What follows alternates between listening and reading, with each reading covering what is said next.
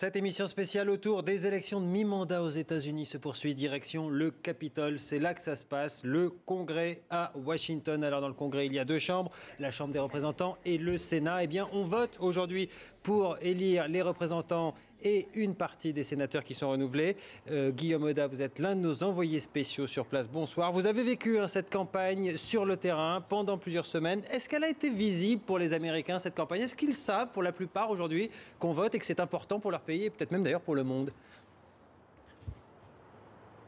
Alors oui, ils le savent, parce qu'énormément d'argent a été investi dans cette campagne, 3,6 milliards de dollars. C'est la campagne la plus chère de l'histoire des midterms. Pour donner un ordre d'idée, ça correspond au budget annuel de la culture. En France, un peu plus de 3,6 milliards de dollars. Donc du point de vue des spots publicitaires et de l'advertising de campagne, là oui, les électeurs américains en ont eu pour leurs frais, si j'ose dire. Mais en même temps, ils ne se sont pas vraiment intéressés à cette campagne. Les médias, les gros networks n'ont embrayé que vraiment dans la dernière ligne droite les 2 derniers jours, peut-être le dernier week-end avant cette élection du mardi. Peu d'intérêt parce que finalement peu de thèmes ont émergé. Et puis il y a la figure de Barack Obama qui a presque posé problème aux candidats démocrates, à tel point qu'on a vu sur le terrain des poids lourds comme Hillary Clinton, comme Bill Clinton, comme Joe Biden, dans le camp des démocrates, faire plus campagne encore que Barack Obama lui-même, qui s'est déplacé, mais pas autant que ça. Donc campagne que les Américains ont vécu, mais à laquelle ils ne sont pas vraiment intéressés. Il faudra suivre évidemment avec beaucoup d'attention le taux de participation.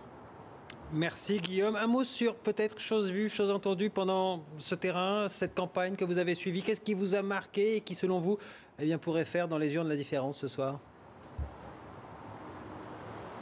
C'est vraiment la manière dont les démocrates ont en fait engagé leur campagne. Ils n'ont pas vraiment travaillé sur des thèmes précis, l'immigration, l'Obamacare ou encore l'économie. Ça a été évoqué à la marge. La campagne démocrate, elle s'est construite sur « get out to vote », sortez, votez. Et c'est la seule manière pour les démocrates de pouvoir faire mentir les sondages et d'inverser la tendance uniquement en incitant leur base électorale à sortir, la base électorale afro-américaine notamment, et à aller voter. Pas sûr que le slogan démocrate de ce point de vue-là soit vraiment entendu.